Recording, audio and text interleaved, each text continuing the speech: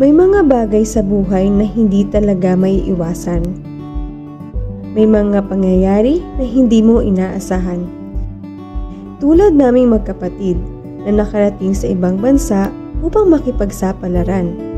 Pagkatapos sumatay ng aming ina, ako at ang aking ate ang bumuhay sa aming tatay na ngayon ay baldado na.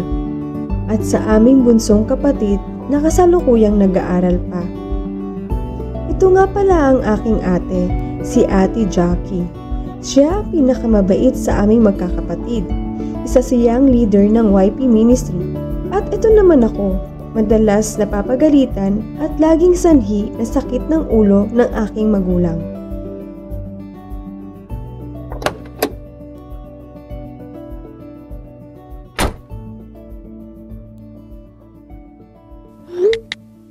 Tonet, naibigay mo na ba kay Cindy ang CV mo? May hiring daw sa kanila. Maganda raw ang schedule at makakatin ka na sa oras ang worship service. Hindi pa, te. Oh, bakit hindi pa? Urgent hiring yon. Baka maunahan ka pa ng iba. Hindi ko pa na-update CV ko eh. Mamaya, update ko, te. Bakit kasi mamaya pa eh? Pwede mo naman gawin yan ngayon para may bigay na agad ni Cindy ang CV mo sa HR nila.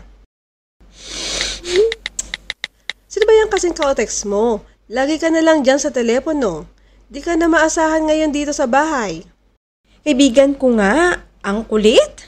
Nako, sinasabi ko sa'yo, unahin mo yung CV mo. Sayang opportunity.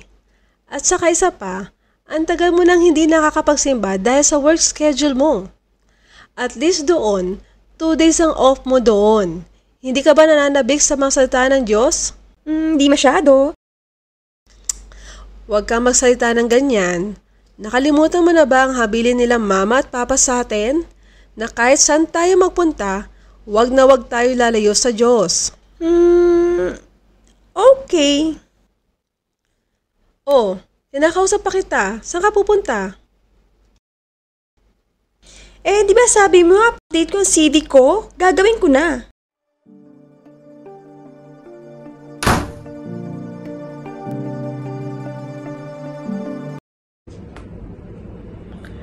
Ang mga karnal at backslidden Christians ay nakakaramdam ng kanilang pagkauhaw at kahungkagan sa kanilang buhay. Sa kasamaang palad, ang mga makasalanan ay naghahanap ng mga bagay dito sa mundo upang mapagtakpan at mapunan ang pagkauhaw ng kanilang mga puso. Marami ang gumagamit sa pinagbabawal na gamot, nalulunod sa alak at iba pang bisyo, at pumapasok sa hindi tamang relasyon upang makahagap ng pangsamantalang kaligayahan. Sa kabilang dako naman, lubos namang pinagpapala ang taong nakakaramdam ng gutom at uhaw sa katuwiran. Sabi sa Matthew chapter 5 verse 6, "Blessed are they which do hunger and thirst after righteousness, for they shall be filled."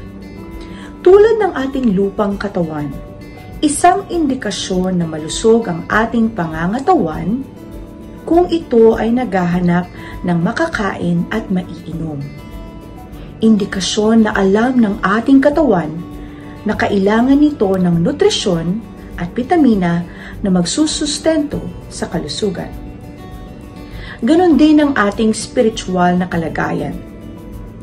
Isang indikasyon na maayos ang ating pang-spiritual na kalagayan kung ito ay naghahanap ng salita ng Diyos. Kung ang ating pagnanais sa pang-spiritual ay kumukulang, ito ay nagsisimbolo na ang spiritual na kalagayan ay mahina. Sa madaling salita, dito malalaman ang kondisyon ng pananampalataya ng isang tao. Kung anong kalagayan ng kanyang pang-spiritual na kondisyon at kanyang mga prioridad sa kanyang buhay. Ang pagnanais ng isang tao sa katwiran o sa wikang Ingles ay righteousness. Ito ay nagkakahulugan na ang isang tao ay may pagnanais na makalaya sa kasalanan sa anumang anyo nito. Ang pagkauhaw sa katwiran ay pananabik sa pagiging banal at pagiging makadiyos. Ngunit, ang pananabik na ito ay hindi tulad ng paghingi lamang ng isang basong tubig, kundi ang pagnanais ng isang pitsel ng tubig.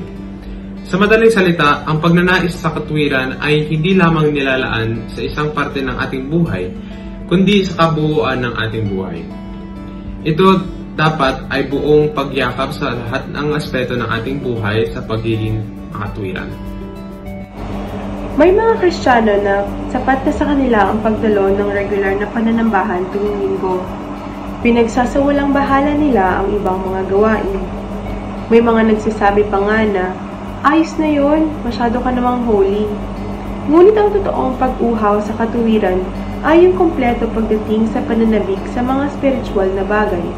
Maaari ka ngang nadadakadalo sa bawat ministeryo ng simbahan, ngunit sa labas naman nito ay may mga bisyo ka pa rin ginagawa dahil walang nakakita sa iyo. Lubos na pinagpala ang isang taong isinuko ang lahat ng makasalanang bagay at buong pusong yayakapin ang pagkauhaw sa katuwiran dahil ito ang tunay na kasinsinan ng pagkagana sa katuwiran.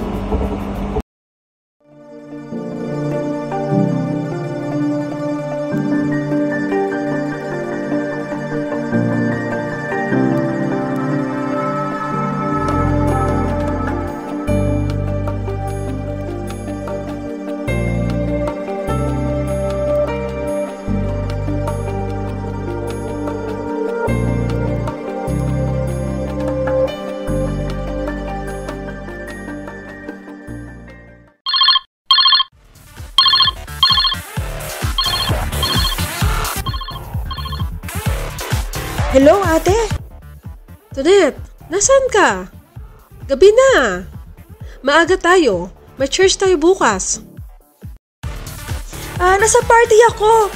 Niyaya ko ng mga friends ko. Kasama ko rin si Arvin. Ha? Party? Bakit andyan ka? Anong oras ka uwi? Malilate ako na uwi, te. Yan mo na ako. Hindi ako church bukas. Ano? Binigyan ka ng magandang trabaho ni Lord. Tapos, yan ang susukli mo sa kanya? Ha? Di kita marinig, te. Sige na, bye na. Tonet! Tonet! Sino nakausap mo? Si Ate Jackie, pinauuwi ako. Okay.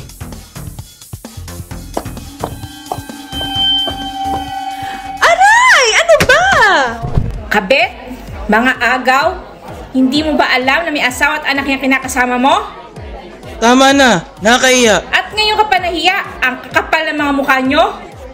Tonet, tara, umalis na tayo. Bitawan mo ako! Ginawa mo akong tanga. Hindi ko alam bakit ikaw ang pinaniwalaan ko. Una pa lang, pinalaan ako ng aking mga kaibigan na may asawa ka na. Pero mas pinili kitang paniwalaan.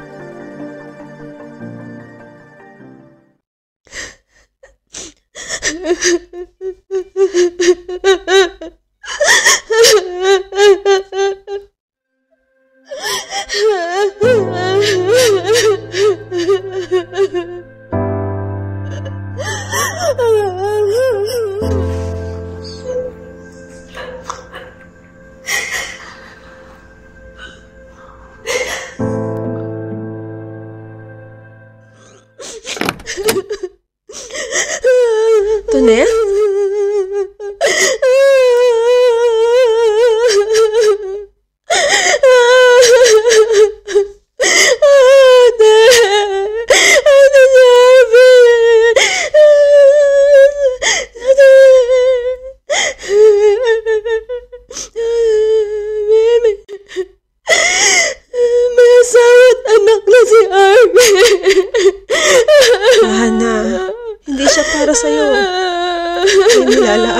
Para sa'yo.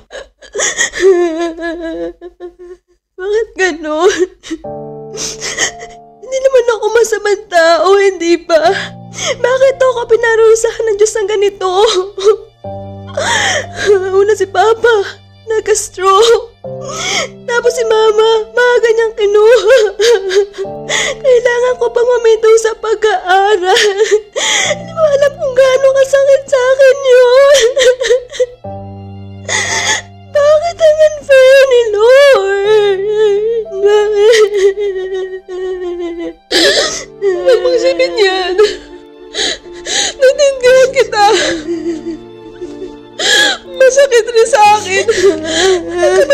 Mama at pagka-stroke ni Papa.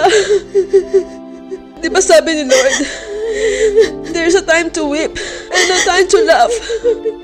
Naniniwala ako na may mabuting dahilan ng Diyos kung bakit hindi haniyang maranasan natin ang mga bagay na ito. It is not to break us, but to make us, to make our faith stronger. He promised us that He will be our comfort and peace in the midst of trials. Alam ko na napapagod ka na sa kakatakbo mo papalayo sa Panginoon. Ngunit bibiguin ka lang ng mundo. Ang Diyos lang ang makapag-satisfy sa mga pangangailangan mo. Emotional man, mental, physical, o spiritual. Kaya, bumalik ka na sa Panginoon.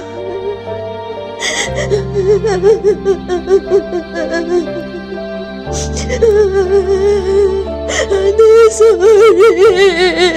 Sorry sa mga nagawa ko, ate. Okay lang yun. Okay lang yun. Payakap na.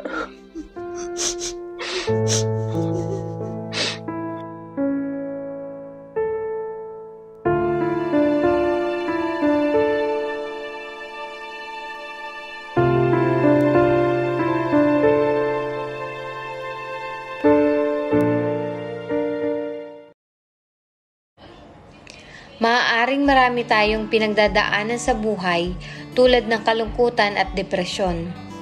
Maraming tao ang naghahanap dito sa mundo kung ano ang makakapagpunan ng kalungkutan sa kanilang mga puso. Ang iba ay pumapasok sa hindi tamang relasyon upang makaramdam ng pansamantalang kaligayahan, o ang iba naman ay gumagamit ng ipinagbabawal na gamot upang makalimot sa kanilang mga problema.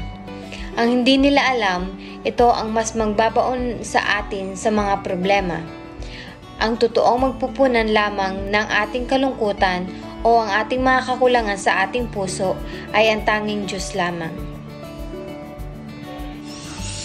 Ang iba naman ay naghahanap ng kakulangan sa paghanap ng salapi o kabuhayan. Lubos na ginugugol nila ang kanilang oras sa kanilang mga trabaho na kalimitan ay nalilimutan nilang magsamba sa Diyos. May mga Kristiyano na nakakaramdam ng pagkauhaw, ngunit hindi taimtim ang pagtama nila sa kakulangan na ito.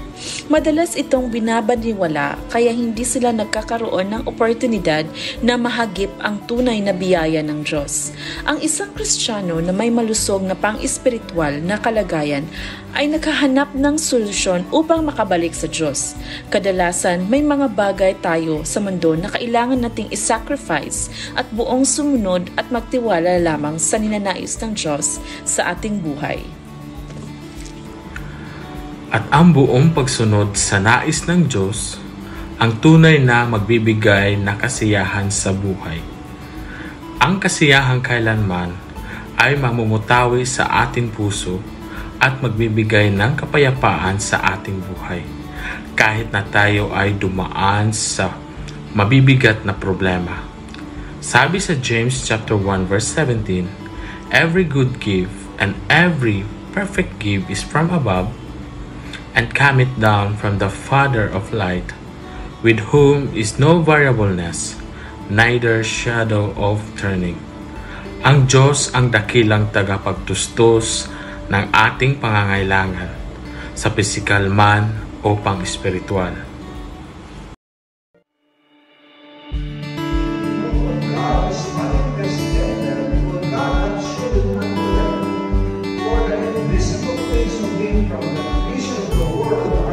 Tinalikuran ko ang mga bisyong alok ng mundo. Ang galit na namuo sa aking puso ay napalitan ng kapayapaan at kagalakan nang matagpuan kong muli ang aking sarili na nananabik at uhaw sa salita ng Panginoon. By God's grace, ako ngayon ay naglilingkod at nagpapagamit para sa kanyang kawalhatian.